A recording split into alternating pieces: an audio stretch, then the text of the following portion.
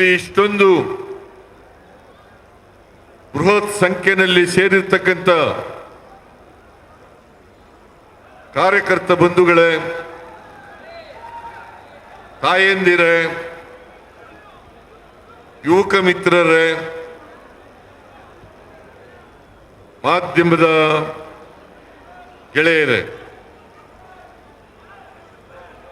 ನೀವು ಎಷ್ಟೊತ್ತು ಕೂತ್ಕರ್ತೀವಿ ಅಂತೀರಿ ಅಷ್ಟೊತ್ತು ಮಾತಾಡ್ತೀನಿ ನಾನು. ಅರ್ಧ ಗಂಟೆ ಕೂತ್ಕತ್ತೀರಾ, ಮುಕ್ಕಾಲು ಗಂಟೆ ಕೂತ್ಕತ್ತೀರಾ, 1 ಗಂಟೆ ಕೂತ್ಕತ್ತೀರಾ? ಕೂತ್ಕೊಳ್ಳಿ. ಯಾರು ಎದ್ದು ಹೋಗಬಾರದು. ಇದು ಅತ್ಯಂತ ಮಹತ್ವದ ಸಮಾವೇಶ.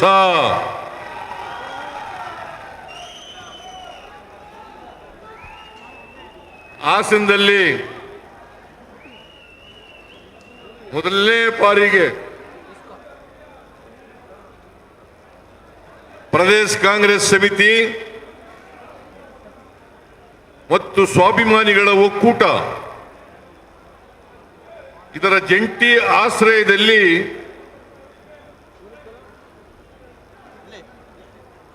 ಜನ ವಿಕಾಸ ಸಮಾವೇಶ ನಡೀತಾ ಇದೆ. ಈ ಸಮಾವೇಶಕ್ಕೆ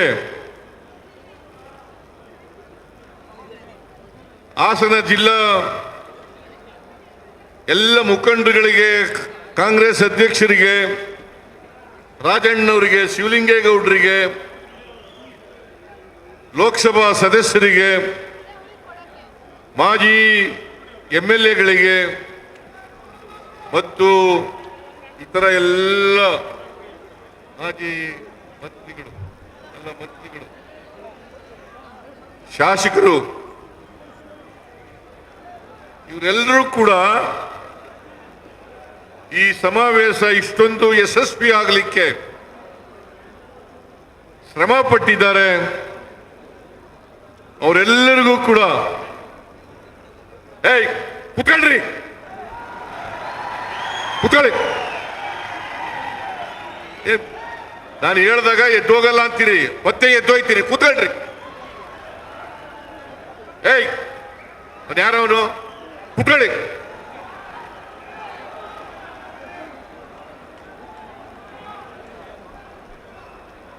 ನಾನು ಈ ಸಮಾವೇಶ ಯಶಸ್ವಿಯಾಗಲಿಕ್ಕೆ ದುಡಿದಿರ್ತಕ್ಕಂಥ ಎಲ್ಲ ಮಂತ್ರಿಗಳಿಗೆ, ಶಾಸಕ ಮಿತ್ರರಿಗೆ, ಪಕ್ಷದ ಮುಖಂಡರುಗಳಿಗೆ, ಲೋಕಸಭಾ ಸದಸ್ಯರಿಗೆ, ಮಾಜಿ ಶಾಸಕರುಗಳಿಗೆ ಎಲ್ಲರಿಗೂ ಕೂಡ ಸರ್ಕಾರದ ಪರವಾಗಿ ಮತ್ತು ಪಕ್ಷದ ಪರವಾಗಿ ಧನ್ಯವಾದಗಳನ್ನು ಹೇಳಲಿಕ್ಕೆ ಬಯಸ್ತಾ ಇದ್ದೇನೆ. ಬಹುಶಃ ನನ್ನ 40 ವರ್ಷಗಳ ರಾಜಕೀಯ ಜೀವನದಲ್ಲಿ ಹಾಸನ ಜಿಲ್ಲೆನಲ್ಲಿ ಇಷ್ಟೊಂದು ದೊಡ್ಡ ಸಮಾವೇಶ ಆಗಿರಲಿಲ್ಲ.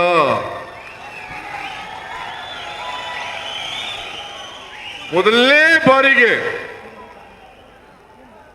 ಹಾಸನದಲ್ಲಿ ಇಷ್ಟೊಂದು ದೊಡ್ಡ ಸಮಾವೇಶ ಆಗಿದೆ.